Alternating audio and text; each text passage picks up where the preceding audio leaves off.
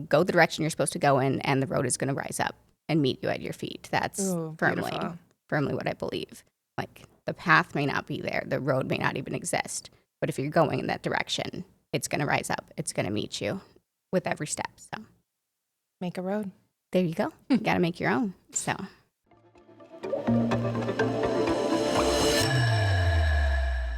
I'm so excited that you're here. As you know, the podcast is Going Rogue 2.0, where we are celebrating possibilities.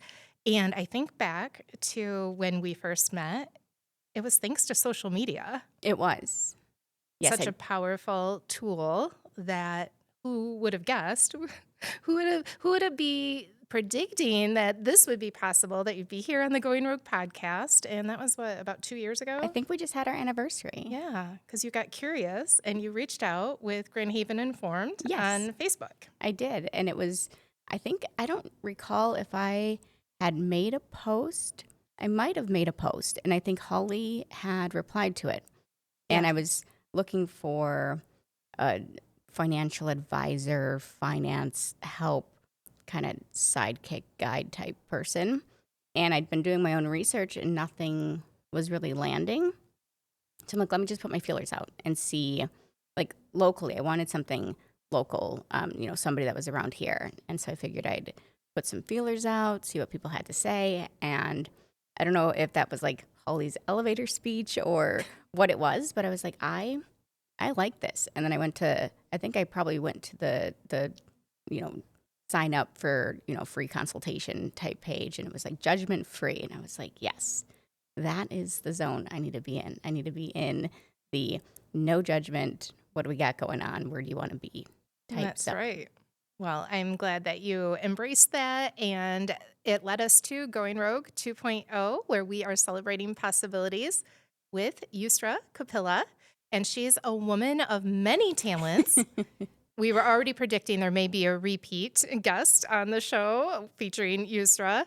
So today, let's just let the world know who you are and some of the fabulous jewelry pieces that we have right here. We can talk about those and maybe what's next in your world as you've gone through some changes here since your move to Grand Haven. Yeah, absolutely. And let's kick it off. So we know a little bit about you with the jewelry piece, but let's go back a little bit in history before we met, and tell me what like led you to doing crazy things like going into the Marines.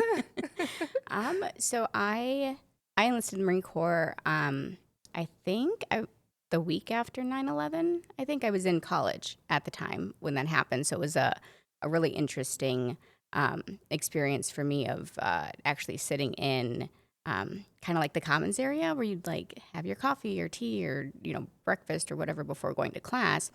And so I remember watching it on the news while sitting at college campus, and I was like, I'm not going to class today. And it very shortly thereafter, and both my parents were in the Marine Corps, so it wasn't like an unnatural thing to kind of have a pull towards doing that. And my dad had gotten out. My mom had gotten out, forever ago before I was born. They weren't in, while I was around, but it was always talked about. It was something that we knew. And so I'd enlisted in the Marine Corps. Funny enough, my initial job was air traffic controller. What? Yes, that would have been my original job. And my mom, I think my mom was an imagery analyst when she was in, and she said, I always wanted to go to the language school. Did you know there's a language school? You can do languages, and that's what I always wanted to do, and never got the chance. And I was like, oh, well, I wonder if I could do that. And so I there's like these aptitude tests that you take to see if you can go in and enlist with that designation. And so I took some of the early tests and signed up to be a linguist. Wow. So your language is? So I ended up learning Russian. What's funny and what people probably don't know, and I believe this might still be the case right now, is that you don't get to choose your language when you go in. So it's not like, oh, I want to learn Chinese, and so I'm going to, join the military and go to the language school. When you actually show up to language school, I think there was another aptitude test, but I think it was made up by somebody like in charge there at the time. We need to fill these number of Right, but spots. it's So you yeah, fill out exactly. exactly. Essentially, it's like You check all I the have a boxes. chair that's open. Your butt can go in this chair. Like that's essentially like how many spots do we have to fill? How many people do we have to fill them? And it was a tear between, I mean, a friend of mine that went at the same time as me. She ended up getting Chinese, and then it was between I almost got Spanish, which I thought would have been just really easy, and thankfully ended up with Russian, which I didn't know a lick of before getting there. So. Wow. Do you ever have opportunities to speak Russian with anybody that you meet nowadays? So James, my 3-year-old, Well, you meet him every um, day. he's really, really funny with his like phonics language curiosity. He didn't start talking till he was 2.5, and now he knows his alphabet in 3 or 4 different languages, and one of those is the Cyrillic alphabet, which he taught himself on YouTube. Oh Funny my enough, goodness. yeah, I didn't teach him, but we embrace that. Wow. So we'll kind of do some Russian light at home, but no Russian with anybody out here. So Do you know that the woman who designed my book cover is from Russia? no, I didn't know that. She did a really good job. Her name is Yulia. It's like Julia, but with a With a Y. Y. It's a Yeah. very common name. How do you pronounce it? How would you? Yulia. Yulia. Mhm. Okay. Very cool. Yeah. Yeah, it was so funny because it wasn't until after the book was published and printed and I mailed it to her that I discovered that she did the whole thing back and forth with me with translation Oh services. wow, with like the And a Google couple of times I was Translate. like, why did she do it this way? Because I thought she was understanding what I was implying. I had no idea. None whatsoever. And it was the winning cover because we did it as a contest. Oh, that's so funny. Yeah, That's really so awesome. I wish I had you around, but maybe we could do something where we can coordinate just a little conversation with That you would and be her, fun. and you could help translate for us because it would be really awesome to have a conversation with her. Yes. And there's a lot of tools that make that possible, but having a person helping with that, yeah, I think that would be a fun thing to do. Consider the possibilities. So I know also wanted to tell you this. I don't think I have, but there was one night I couldn't sleep and the names Daniel and James kept popping into my head. I got up and I read the books of the Bible, Daniel and James. So I don't know if it was just because of you, if it was God's prompting, Aw, but your boys are always in my mind whenever I think back to that moment I where love I was that. reading Daniel and James. When you couldn't sleep. Yeah, it's the names are actually like my husband's name is Daniel. And his dad's name is Jim. So that's where James came from, and their middle names are from family members as well. But it is nice that they have a biblical tie-in with their names, and they have like perfect little middle names. So when they turn into rascals, because I mean they're related to me and to Dan, so they're going to at some point need like the full name holler from across the yard, and so they've got to have names. So that all the flow. neighbor kids know it's time to go. Right, so that the other Daniels know that they're not in trouble. It's just Daniel John. So Are they both John? Daniel John and James Walter. All right. All right. So let's talk a little bit about the decision to like leave the military. Mm-hmm. Dan was still in. Well, so I actually didn't know Dan while I was active duty. Oh, Funny enough. okay. Yeah, I'd been out of the Marine Corps. Marine Corps years are like dog years. I got to do my math properly here. I'd been out of the Marine Corps for at least, I think, 6 or 7 years before meeting Dan, but it did have that tie-in because I was working at the time on a military base when I met him. So that was a interesting tie-in. I was working as a civilian on base with their training department. So living in Hawaii, which was definitely a fabulous experience. It's a good place to be stationed. Yeah, it is a good place to be stationed. So I lived there for a total of 6 years, 3 while active duty, and then 3 as a civilian. So yeah, that's a little piece of our story. And then from there, it goes to California and then to uh, Virginia and then back here to Michigan. All So, right. So you had the boys when you were in Virginia? yes, we actually had the boys 6 days. Like it's tax season, so I know all my dates and numbers. We had the boys 1 week before we closed on our Grand Haven house. Oh, awesome. Yeah, there was a joke that our realtor was going to have to come to the hospital and like get paperwork signed there. Like, okay, we're going to have to put her on the list. Yeah, because it was close. The timing of everything was really, really tight. And we'd already sold our Virginia house, basically 9 months pregnant with twins. And the decision was made to move to Michigan and the job market, and that was 2021. So not the job market, but the housing market. It was just like brutal. It was just brutality. But we found a local realtor that we'd never worked with. And I don't know, I feel like I have a good sense of being able to like read people well. Like when I get to know them or I have a first conversation, I'm like, yeah, this is a person that I think we'd get along with and work well with. And so Paul Straub, I think he might be Muskegon based, but he was local, and bless his heart, he went to a lot of different houses, and my mother-in-law thankfully was able to like go along with him to I think most, if not all, of the houses. And I was working at the time and on the computer literally all day, and I was like, oh no, we're gonna hack this. Like there's a way for me to house hunt while working and make it efficient. So I actually did like a Google Chrome extension that automatically refreshes your page, like your website. And so I had a 30-second refresh on Zillow with all of my parameters put in. So when Paul made contact with the homeowners, our house had been on the market for 38 minutes. So he was first one in, first offer Hack in. that house sale. Seriously, because I was like, I will miss it. It was that crazy out here and maybe everywhere.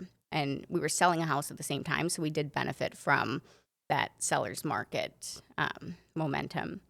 Interest rates were crazy low and all of that good stuff. So yeah, but there's always a way to get it done faster, a little more efficiently. So we did that, and yeah, Paul got in there right away, and that's the house we have now. Awesome. Which they've done an amazing job. You should see her coffee bar. The coffee bar is pretty sick. Amazing. And so beautiful. So Dan's super talented, as is Yusra. And, going from like air traffic control, it's like so serious. And then did you start working with jewelry when you were in the military? Did you do it before? Was it your outlet? I actually had a really fortunate opportunity to we had a really good art program at my high school. And so I actually had 2 years of jewelry in high school. Really great teacher, really fun, like a full on metal smithing, with the torches, with the soldering, the whole works. We did that in school as like 11th graders. And I told my parents I wanted to go to jewelry school. And I don't remember the exact name, but there was a school in Wisconsin, because I was originally from Minnesota. So there's a school in Wisconsin I wanted to go to. And, my parents had this, oh, no, that's not a real career, or a real job, or, too smart to go and do that type of mentality. And now I'm making jewelry, and I send them pictures of that. And bless them, their memory isn't as long as mine. And they'll say, oh, you really should have done this. You really should have done this early on. And I'm like, yeah, I should have. That'd have been something. But I would have missed out on a whole crazy adventure that started with joining the Marine Corps and moving away from home, and, the crazy ride that's been for the past 21 years. So. Right. Yeah. The doors open for the right reasons at the right time. All we have to do is go through them. Yeah, to see absolutely. what unfolds. That's a funny that you say that, because it's definitely one of and maybe not like the best way to live life, especially like when you're married to like a really practical, like logical, grounded person. And I'm like, no, you go the direction you're supposed to go in, and the road is going to rise up and meet you at your feet. That's Ooh, firmly, beautiful. firmly what I believe. Like, the path may not be there, the road may not even exist, but if you're going in that direction, it's going to rise up. It's going to meet you with every step. So Make a road. there you go. You got to make your own. So, Well, going back to the boys for a second, um, the are twins like in your family, or is that well, it's really funny, and this is a super common question. Any shout out to all the twin parents out there. Then, hey, are they related? Are they? Because Daniel and James, they don't look anything alike. no? Daniel's maybe a little bit of features, but if you see them together, you're not sure like if they're both mine, because Daniel looks like his dad and he's got blonde hair, and James resembles me really closely. But it's funny because Dan's mom is a twin, so she has an identical twin sister. But the boys were actually conceived via IVF, so two embryos. We transferred two embryos when we had them, so we knew that there was a chance, right? A chance of what? I mean, if you're being realistic, there's a chance of 4, 3, 2, 1, or 0. Like, so we rolled the dice on that, and yeah, ended up with two healthy little boys. So That's awesome. yeah. So that's a very intense procedure. Oh yeah. Yeah, but we are intense people. So we were, and honestly, like the medical journey that I went on to get to that point was so disgustingly long and like unfortunately like traumatic that by the time we got there to that by the time we got to IVF, so many other things had happened where I was like, okay, cool, this is a Tuesday, like I'm a master of getting my blood drawn, of sitting still, like, okay, what are we doing, poked, prodded, whatever. Like I go in for a surgery and people are walking in, they're like, you're not supposed to be this happy here. And I'm like, what are you talking about? Anesthesia is my favorite. This is going to be the best nap ever. IVs, I'm going to wake up so hydrated. My skin's going to be so happy. Yeah, so it's just one of those things where, and we don't get to choose how things come about. We get to choose how we show up for them. So it was 100% a choice to do that. And so I tried to make a really solid effort to make sure that I was showing up my best self, because otherwise I don't, as a person, do anything I don't want to do, ever, ever, never. I love that about you. I know, and I just don't. I just don't. Sometimes I have to remind Dan. He's like, "Oh, is that well? You're gonna go do that? Don't do anything I don't want to." So if I didn't want to do it, I wouldn't be doing it. So, and that was kind of that mentality. Like, and then that the actual like infertility journey was 7 years. So when you have 7 years of crazy processes, like to get to that point, it's actually a reminder, only because it was successful. If it wasn't successful, I'm sure there'd be a very different like pivot and take on the story, and everybody's story is different. But for me, it's just, this is a blessing. The boys are the blessing. The financial ability to do IVF, that was a blessing. And I kind of attribute that, that was before you and I met, but I attribute that honestly to our first realtor that sold us our very first house in Oceanside, California. Because that real estate piece, doing the improvements, I mean, I don't want to jinx anybody, it's kind of hard to lose in the SoCal market. Like, the SoCal market is so sweet if you get in the right way, and you're able to. We were only there for 2 years in that house, and we had a very nice exit, in part due to, I mean, Dan's a workhorse. Some of the work he did, the remodeling, the kitchen upgrades, and then just the upkeep. And the property was absolutely gorgeous. I say property in California, that's like a third of an acre. If you have a third of an acre in California, in SoCal, you've got property. But yeah, being able to come out of that experience and be in a more fortunate financial position, because we didn't have jobs that would pay for IVF, and we didn't. If you live in Maryland, you don't have to pay for it depending on your insurance, type of thing. There was a military piece, like we could have gone to the military hospital, But I had made the conscious decision the night before. I had a surgery scheduled at the military hospital. Actually, I cut my ties with like the military hospital network on base because they called me and said, "Hey, you're gonna have surgery tomorrow," and I'm like, "Oh, I am? On what? What are we doing?" What? Yes, I had no idea. It was something I'd been asking for, and no one told me that I was able to get like on the calendar. We're gonna do this, and literally, Melissa, they called me like I was at work.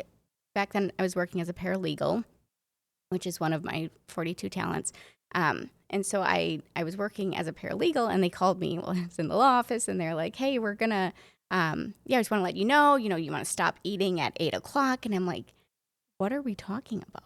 And I was like, "If this is how this part is going, like, no, What might go sorry, on you while you you're don't get to cut me open. I'm not here for that." So, Wow.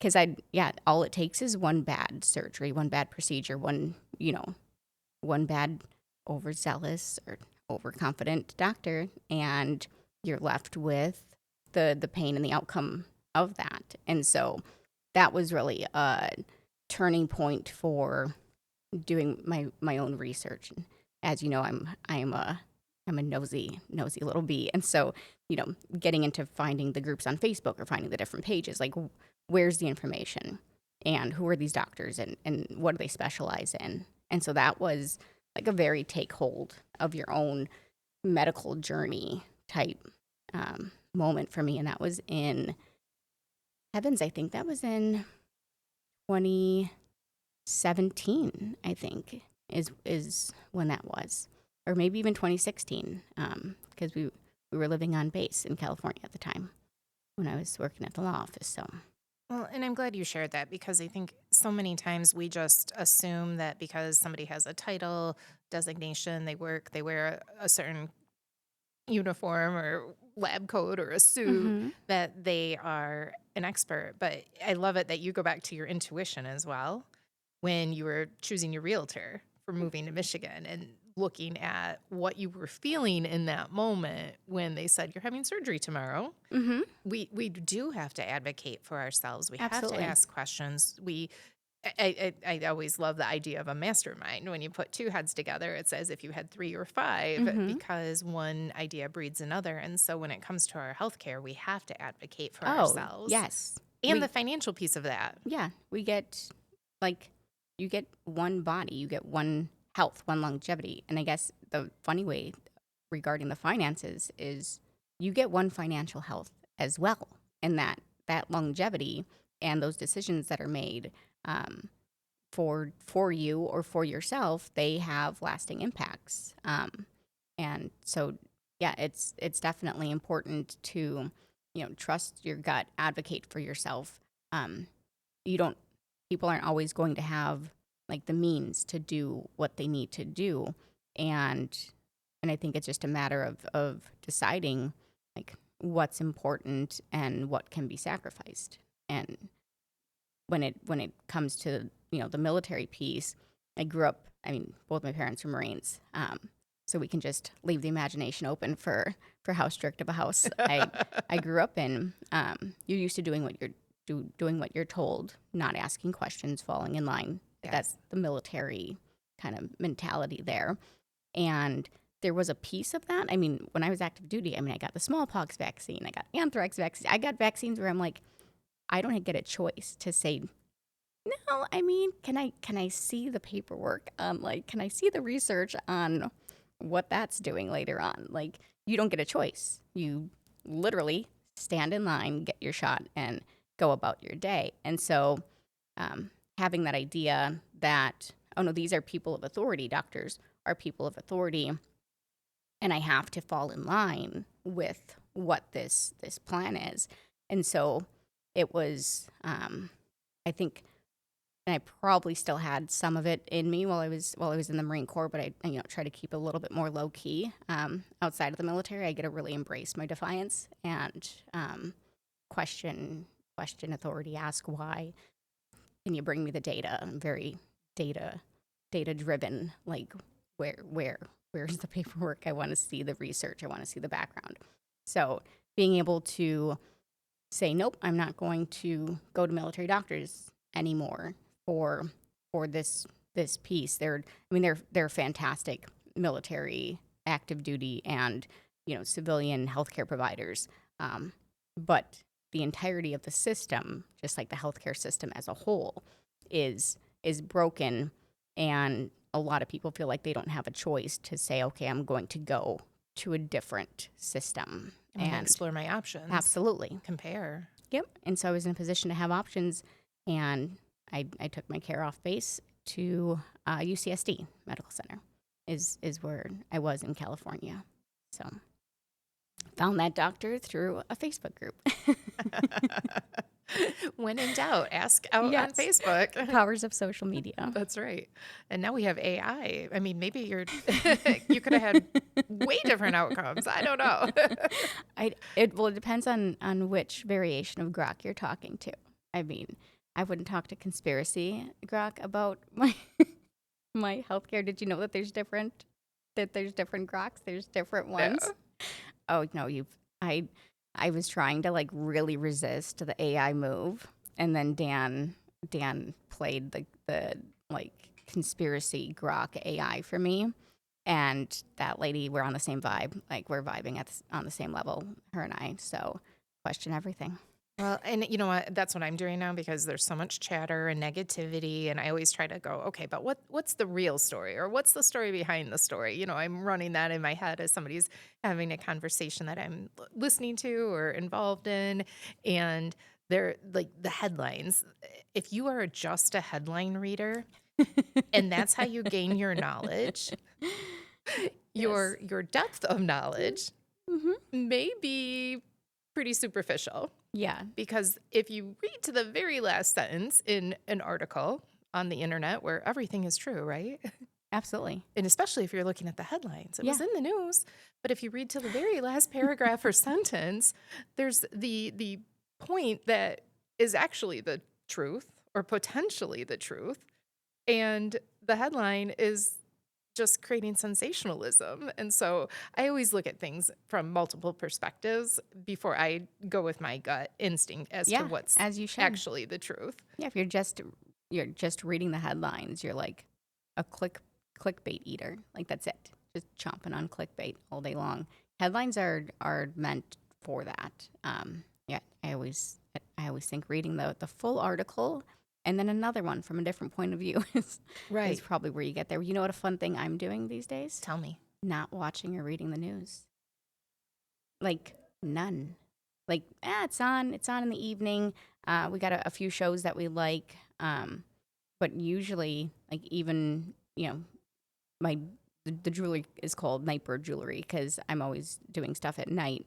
If I'm not in my studio, because I'm not really in your studio unless I have something really pressing, but not in the evening. But in the evening time when I'm just sitting and the news is on in the background and I am wrapping something or tying knots on a mauler or something, I can do that while just sitting in the evening with a cup of tea. But yeah, I used to just chomp news all day long, and I don't anymore. And you let it go. Yeah, man, it's such a better Relief. better Release existence. and a relief. Yes, and so when someone calls and they said, "Oh my goodness, did you hear about what's fun?" No, I didn't. I usually like to say, and don't tell me. I don't want to Right. know. Are you going to say something that's going to make me feel bad? Because I don't feel like feeling bad today. Exactly. Well, when Brock was about your boy's age, and before that, so I'd been an advisor for 8 to 10 years at that point, and everybody always said, "Oh, Melissa, you've got to watch the news. You need to know what's going on in the world, and you need to be informed, and you'll be better in conversation with people." And I'm like, okay, so I'm like reluctantly listening to the news, watching it, and Brock was sitting on the floor looking at the TV while I was making dinner. The news was on, and I looked at him, and I could see his face transitioning. I forget what the story was, but it was a story that impacted his little brain and his physiology, his physical reaction. I went over there, turned it off, and then I made a pact with myself not to listen to the news when we were in the car Mm-hmm. or have the news on at home anymore. And it is such a liberating and freeing and better for us mentally in our headspace to not have all that negativity drilled into us. Yeah, and I do my best not to feed the rage algorithms that are out. in the world. But like in regards to like little kids and what they're consuming, I mean it's an actual like studied, researched thing, like trauma and re-traumatization and how your body absorbs it. I'm revisiting a book I read. I love audiobooks now because I love being in my car because it's so comfy and I'm driving. I got my coffee and it feels that's I don't go to the spa, like I just go to my car with an audiobook and a coffee. Um, Your car is almost like a spa. it's close. Yeah, she's comfy. And it's safe and it's, and I get to lock the doors. But no, so I'm revisiting a book called The Body Keeps the Score by Bezel van der Kolk. I don't completely slaughter his name. And it kind of came from like the yoga uh, phase of my life that I'm likely still in, but not as deep or as in the place that I was before. But it the entirety of the book talks about how your body holds trauma, right? Yeah. The issues live in the tissues. That's what he says. So when it comes to moving your body, doing breath work, going to yoga, chiropractics, anything that moves your body in a way that you are releasing tension, you're releasing those things that your body holds on to, those traumas, that response that you have when you get startled. You're supposed to drink water afterwards because it activates your vagus nerve, which is one of the things that has been proven to increase the cortisol response, right? To take that trauma level down. But having watched 9/11 happen while sitting on a college campus, and then the news put that on replay, and I don't think that there's been a greater example of re-traumatization of a society than that, and that horrific event taking place, and then the replay, and you can get traumatized from watching something from a distance. And so making sure that your kids aren't sitting on the floor, trying to be playful, living their best lives while, accidentally getting traumatized or having their innocence shifting in a way because they can't make sense of the things that they're seeing and taking in. Well, and now with AI and the ability to create images, it's hard to discern what's real or not. Like when we Mm-hmm. have flamingos in the Grand Haven Channel here going out to Lake Michigan, or the giant perch that somebody caught at the Straits of Mackinac. So we have to put on that discernment Right, and say, okay, what's absolutely. really going on here? Yeah, yes, definitely. But to de-stress from all of that, you have a wonderful hobby that you're turning into a business. You've got a website where people can go and check out your handiwork and Yeah. your art, and then your downtown. So tell us about your downtown outlet. Okay. Um, so, uh, so like you mentioned, I do have a website. So if you're not local, you can, go online. There's not a ton of stuff on there.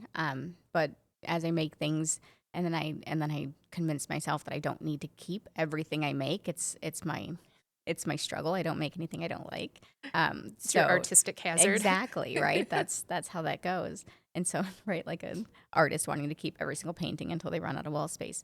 But having the website is nice, and people are able to go, and there's a way to contact me through that if there is like a commission or a piece or something you're interested in.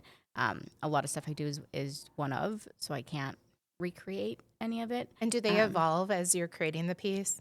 Or do you have a um, specific outcome that you're structured toward as you're starting? well, it's really funny because like for example, the piece that I'm wearing right now, I did this piece in a class locally here in Grand Haven at a studio. JSD is one of the local studios where I go, and I was able to like relearn, stuff I learned way back in high school, and kind of get that refresher and that community of makers. It's a maker space, and so taking this class, it was a very different idea that I had for I had different gems. Like there's somewhere on here, there's a fire agate, flashy little fire agate, and I'd had that one for a year and a half because I just couldn't like I just couldn't let it So go. you find stones or pieces Hmm. that you have an eye for, Right. and then And then when I it's the right hold them, time, right, like my precious. And then I hold on to my treasures. And sometimes I feel like the pieces just they just create themselves. Like, as weird that I don't have a single sketch of a single thing that I've done. I don't draw them up by hand or any of that. I just let them create themselves, which is not necessarily, especially in the world of technology and CAD and different things that you can like really cool design tools. Um, but it for me it wouldn't give me like the freedom like of movement, the freedom to create, and then it would have a different outcome if you accidentally melt your bezel or something gets ruined. Um, okay, then that's not what that was meant to be, and then you kind can of just gives release that it. let it go. Yeah, exactly. We got to put that little piece of meditation in there with. So yeah, otherwise I'd be really upset because I've melted plenty of pieces, or you break a stone while you're setting it. All right, it's meant to be too, and then you work around that design. Good attitude. It happened. Now move on. Exactly, What's next? exactly. So Now, do you name your pieces? no, I don't unless they're going to be like in a contest or on like I think this is like for love of the bees is what I called this piece. And this is one of my like never gonna sell it Unless you've unless got a you're big enough check, right, unless you're like Stripe account. got big enough of of a bank Got the account. money. Right. And enough love. Like I don't Mm. know. I don't I really love like some of my pieces that I hold on to dearly. And like this one, I don't think I'm ever going to find another fire I get like this So it's one. not going to be on display at Murphy? Not this one. No. So that's a nice little segue here. I was trying to look for a segue. I like segues and puns. So this is an example of a piece that I would have local, like in a storefront. So locally, my jewelry can be seen at Murphy Emporium, which is at 205 Washington. So right up the road is actually where I'm going after So after we're everybody put done. your summer travel plans include a stop in Grand Haven, Michigan, Yeah, and a stop into the studio. yeah, because Murphy is a new store, new to Grand Haven, not I think it may be a year old in total, but to be able to have some pieces that are able to be touched and like And that one that you just had up, it looks like a ring. So does it detach, and is it also a wearable ring? nope. So this Just is part of the design. permanently on there. Okay. And this okay. So history on the crystal sourcing. I love when I was little. I grew up somewhere where you didn't have treasures, right? So I would see like broken glass in the street and thought it looked like diamonds, right? And it does. I don't know the last time that you saw a broken window, but right, somebody shatters a car window, and to me that looks like gems. It looks like treasures when you don't have any treasures. So treasure hunting is an absolutely fantastic thing to be able to do like in person if you're out on the beach or if you're out on a dig or online if you got the budget for it and you're able to find the good spots. So during COVID, I happened to find an online group of crazy treasure hunters, and they're led by Brian Majors, the leader of the like the crystal collector is his is what they call him, and he goes everywhere. He goes all over the place, and he does digs, private digs where you can't go there if you're just trying to sign up and pay. But they let him go and do digs on their property. Just so you know, if you ever see like a property for sale and there's treasures, like let me know. I would love to own. I probably not Dan, but I would love to own like a piece of land where there's treasures. So this crystal was actually sourced through that group, and it just comes out of the ground. Granted, he washed it, right? You got to clean her up a little, but it comes out this perfect. It's not faceted, it's not put on a machine. This is, I think this one's from Diamond Hill, mine. Wow. So they all have like Yeah, I their was own looking at little. it thinking it had been like cut No, or no, polished. she's perfect. She's stunner. Yeah, she's a stunner. And it was one of my never gonna never going to part with you pieces. And I'm learning that I can't just keep all of these beautiful treasures in my studio on shelves, in drawers, in boxes. Um, Treasure, like, beauty's meant to be shared, right? So Yes. part of my jewelry making process is learning to let go of these little treasures that I hold near and dear. Because there's many a night during COVID that I was on, I would like 3 hours that Facebook Live would last for, trying to bid on stuff and commenting on the different things. And yeah, and so I was trying to think of a good design to display this. And has a really long chain, so when you wear it, it sits kind of low, and it has like a little bit of sway. And I got this is a fire agate, different quality level than the one that I'm wearing. But this fire agate actually came from online as well, a community of jewelers, and the gal was trying to share her treasures by taking some of her dad's material that he had left her, and she just has an overabundance. I think abundance is meant to be shared. What's the point of abundance if we're keeping it to ourselves? So she's sharing by, selling off some items, and that's where it's like an heirloom piece, right? Like, who does that? Right. And Right? a compilation of all these Exactly. different people who have touched this and Exactly. influenced the outcome that you have Yeah. there.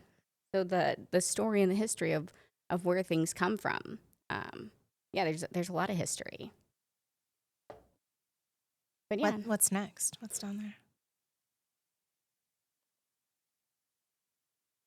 on the topic of jewelry history. So this piece, I don't know if she's going to show well. I feel like she should. This piece here, and that's the back of it, is a really funny piece because it's not a gem or a stone. Is it glass? It is glass. And so having, when I wear it and people are like, what is that? Like, where's that from? Because it's a really cool colored piece of glass. Okay, and then from the side, it looks like you could wear it backwards too. Isn't it cool? Uh-huh. Yeah. It looks like a little purse. And you know me and purses. Yes, it's something Melissa would carry. Yeah, but this piece was actually, so this glass came from Iraq. So when I was deployed to Ramadi, the building we were living in, the girls didn't live in Saddam's palace. The boys lived in Saddam's palace. The men, the women, we had like our own separate like berthing, and it was concrete and like brick and mortar and whatnot. But it had it was smaller. Like, I think it might have been like a maid's quarters or helper's quarters type of place. And there was a balcony, not the kind of balcony that you see when you go on your vacations and whatnot. Not that kind of balcony, not like a Grand Haven overlooking the water balcony, but there was a balcony that you could walk out to, kind of like a rooftop space. And there's a swinging door, from the inside of the berthing to swing out to get out onto that rooftop. And you can hang your laundry out there and different things like that. And there's one afternoon a mortar hit that berthing that we lived in, and it shattered. Right, it shattered that door. While you were there? No, thankfully I was not in the building. I was at work. I was in the skiff But at the while time. you were stationed Yes. and deployed there? Yeah. Wow. Yeah. Um, yes, in the building that we sleep in. Yikes. So the point is that glass shattered, and me coming from the land of broken glass looks like treasures.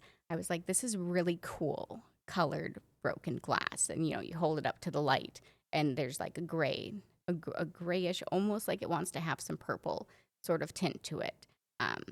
Something you'd see in stained glass here, not anything I've ever seen in like a window in the United States.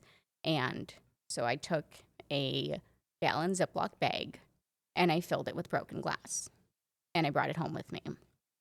And so that broken glass traveled with me the number of times we moved until we landed in Virginia, and I found a rock tumbler at a local I found a rock tumbler at a local antique shop, like a consignor shop, and I found out that you could tumble glass, and it makes it look like sea glass.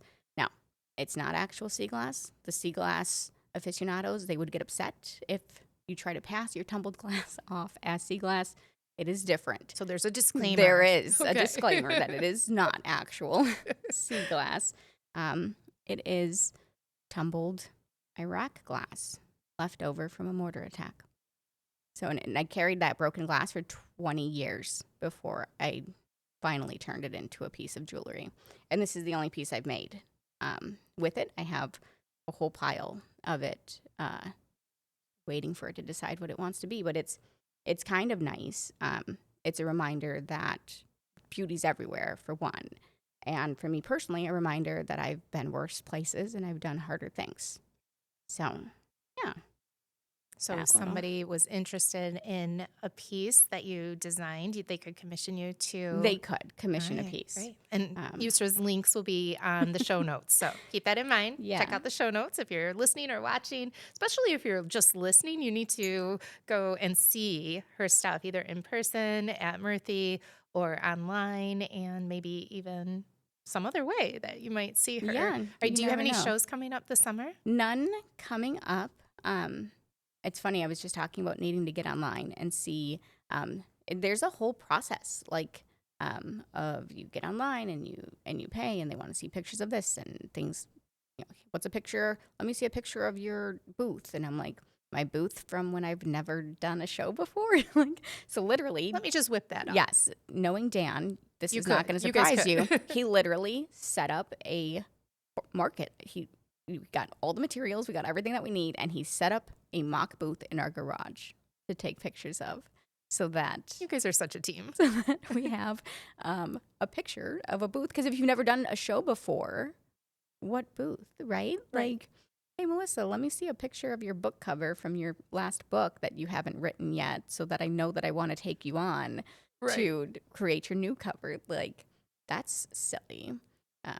But yes, so I need to go online and check, but it's not, I don't know, it's not really moving me right now to see. I like taking the time to do that means that I don't have time for other things and time to create.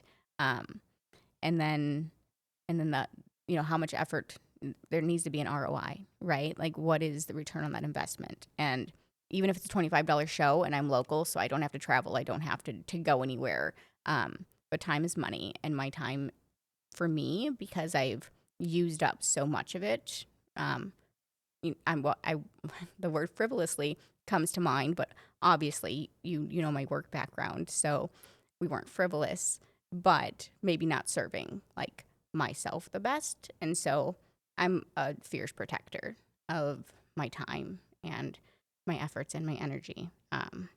So yeah, long Yusra answer to a very easy question. I don't have any shows coming up, but if I were to go to shows, you'll see them on my website. But this is a piece of... Is it copper? Yeah, it's Michigan copper. Native Michigan copper. So before meeting Dan, I'd never been to Michigan. I knew it was like, there's... right? Like, where are you from? Now I understand. Is my thumb the right way? Like, now I understand, right? It's the thumb. And so I didn't know about all of the natural treasures that are here because of the way that glaciers move, because of the industries that existed across the state.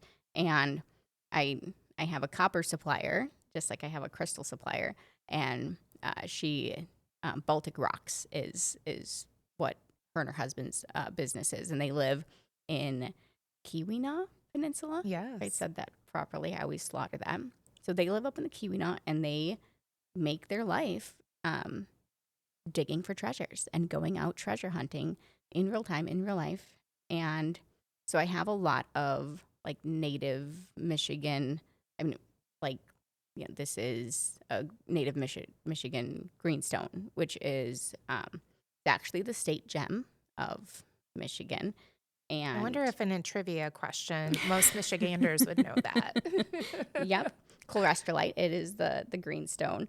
Um, it is finicky, a finicky little thing, and it's difficult to get out of the rock it lives in and then get turned into something beautiful.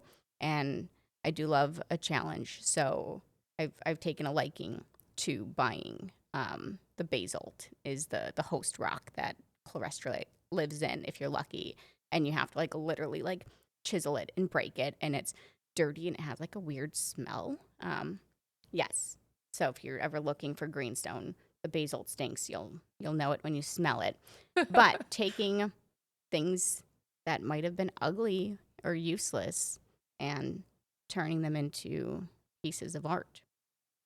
That's what I'm doing these days. Well, thank you for turning this podcast episode into a piece of art. You are beautiful. Your jewelry is beautiful. Your family is beautiful.